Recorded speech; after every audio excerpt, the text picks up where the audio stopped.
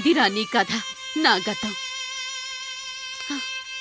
నిన్ను చదివించడం కోసం ఆయన మీ నాన్న జీతంలోంచి నెలకి 3,000, 4,000 కోసేసిచ్చేవారు.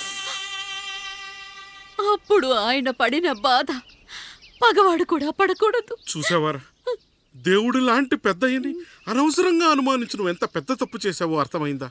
ఒకడు నిమ్మకాయ పెట్టి పసుపు వేసి ఉప్పు కలిపి పులిహోర చేయొచ్చు, కానీ ఆ పులిహోర ఎప్పటికీ దేవుడి ప్రసాదం. నువ్వు ఆ దేవుడి ప్రసాదం. ఇక ఆయనే మీ నాన్న.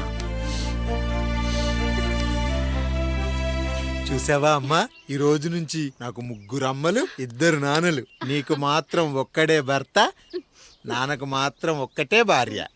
మా నాయనే.